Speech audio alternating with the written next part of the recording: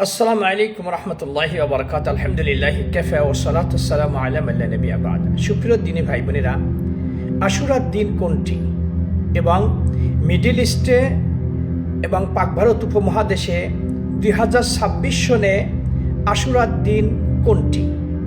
আকুলু বিল্লাহি তৌফিক। মুহররম একটি গুরুত্বপূর্ণ মাস।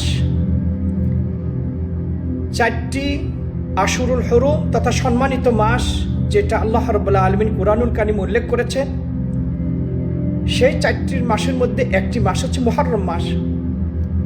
এটি হিজরি সনের প্রথম মাস। এই মুহররম মাসের 10 তারিখকে বলা হয় আশুরা। মুহররম মাসের হিজরি সনের আরবি প্রথম মাসের এই মুহররম মাস, এই মাসের 10 তারিখকে বলা হয় আশুরা। 10 তারিখকে বলা হয় আশুরা। এই আশুরার রোজা যদি কোনো ব্যক্তি রাখে, তাহলে আল্লাহ সুবহানাহু ওয়া তাআলা বিগত 1 বছরের সগীরা গুনাহ মাফ করে দিবেন। মুসলিম শরীফের হাদিস, আবু কাতাদা রাদিয়াল্লাহু আনহু থেকে বর্ণিত, রাসূল আকরাম সাল্লাল্লাহু আলাইহি সাল্লামকে প্রশ্ন করা হয়েছিল আশুরা রোজার ফজিলত সম্পর্কে। প্রতি উত্তরে রাসূল সাল্লাল্লাহু আলাইহি সাল্লাম বলেছিলেন, সিয়ামু ইয়াউমি আশুরা আহতাসিবু আলাল্লাহ আইয়ুকাফিরা সানাতাল্লাতী ক্বাবলা। আমি আশা রাখছি যে আল্লাহ সুবহানাহু ওয়া তাআলা এই আশুরার রোজার বিনিময়ে বিগত 1 বছরের গুনাহ মাফ করে দিবেন। সুপ্রিয় দিনী ভাই বোনেরা, তাহলে এই একটি রোজা বিনিময়ে আল্লাহ গোটা 1 বছরে গুনাহ মাফ করবেন। তবে সুন্নাত হচ্ছে আমরা শুধু 10 তারিখের রোজা রাখবো না, বরং এই মুহররমের 10 তারিখের আগের যে 9 তারিখ মিলিয়ে রাখবো, এটি সুন্নাত। কারণ হচ্ছে কি, ইহুদিরা শুধু 10 তারিখে রোজা রাখতো। তাই রাসূল সাল্লাল্লাহু আলাইহি সাল্লামকে যখন বলা হলো, ইয়া রাসূলুল্লাহ, ইহুদিরা এই দিনটাকে মহান দিন হিসাবে, ঈদ হিসাবে তারা গণ্য করে থাকে, তখন রাসূল সাল্লাল্লাহু আলাইহি সাল্লাম বললেন, লাইন বাকিতু ইলাল কাবিল আমিল কাবিল লা সুমান্না তাসে। আগামী বছর থেকে ইনশাআল্লাহ আমরা 9 তারিখেও রোজা রাখবো। সুতরাং এই 9, 10 এই 2 দিনে মিলে রোজা রাখা এটা সুন্নাত। এটি ইহুদিদের সাথে বিপরীত হয়।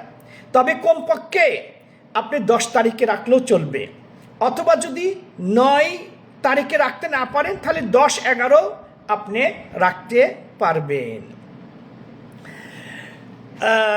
আব্দুল্লাহ বিন আব্বাস রাদিয়াল্লাহু তাআলা আনহুমা বলেন, আমার রাসূলুল্লাহ সাল্লাল্লাহু আলাইহি সাল্লাম বিসাওমি ইয়াউমি আশুরা আল আশির মিনাল মুহররম। রাসূল সাল্লাল্লাহু আলাইহি সাল্লাম আমাদেরকে মুহররম মাসের 10 তারিখে রোজা রাখতে আদেশ করেছেন। এটি তিরমিজি শরীফের হাদিস। মুসলিম শরীফের হাদিস এসেছে যে রাসূল সাল্লাল্লাহু আলাইহি ওয়াসাল্লাম বলেছেন, সুমুত তাসিআ ওয়াল আশিরা ওয়ালা তাশাব্বাহু বিল ইয়াহুদ। তোমরা এই মুহররম মাসের 9 তারিখে এবং 10 তারিখে রোজা রাখো। এই ক্ষেত্রে তোমরা ইহুদিদের সাদৃশ্য রেখে রোজা রেখো না, কারণ ইহুদিরা শুধু হচ্ছে 10 তারিখে রোজা রাখে। 2026 সনে সৌদি আরবে এই আশুরার অর্থাৎ মুহররম মাসের 10 তারিখ হচ্ছে 25শে জুন। সেই ক্ষেত্রে আমরা যদি এই একদিন আগে রোজা রাখি, তাহলে 24 জুন এবং 25শে জুন এই 2 তারিখে, বুধ এবং বৃহস্পতিবার, এই 2 তারিখে আমরা যারা মিডল ইস্টে অবস্থান করছি তারা রোজা রাখবো। পক্ষান্তরে পাক ভারত উপমহাদেশে বাংলাদেশ, পাকিস্তান, ইন্ডিয়া এবং আশেপাশের দেশগুলো যারা সৌদি আরবের একদিন পরে রোজা শুরু করে বা একদিন পরে চাঁদ দেখা যায়, তারা হচ্ছে 25 এবং 26শে জুন তারা রোজা রাখবে মোতাবেক বৃহস্পতি এবং শুক্র।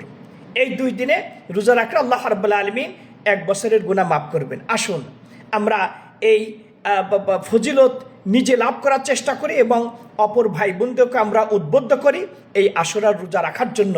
ভাইরা আমার, রাসূল সাল্লাল্লাহু আলাইহি সাল্লাম রমজানের রোজা ফরজ হওয়ার পূর্বে এই আশুরার রোজা তিনি ফরজ হিসাবে রাখতেন।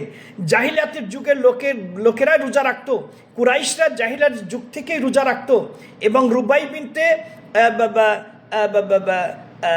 মুআব্বিজ রাদিয়াল্লাহু তাআলা আনহা বলছেন যে আমাদের বাচ্চাদেরকে আমরা আশুরার রোজা রাখাইতাম এবং বিকালের দিকে যখন তারা ক্ষুধা অনুভব করত এবং কান্নাকাটি করত, ক্ষুধা থেকে ভুলে রাখার জন্য আমরা তাদের হাতে বিভিন্ন খেলনা উঠিয়ে দিতাম। আসুন আমরা বাচ্চাদেরকেও রোজা রাখার অভ্যাস গড়ে তুলি। আল্লাহ রাব্বুল আলামিন আমাদের সকলকে বেশি পরিমাণে ভালো আমল করার তৌফিক দান করুন। হাদা আল্লাহু আলাম ওয়া সাল্লাল্লাহু আলা নবিয়িনা মুহাম্মদ ওয়া আলা আলিহি ওয়া সাহবিহি আজমাইন। আসসালামু আলাইকুম রাহমাতুল্লাহি ওয়া বারাকাতুহু।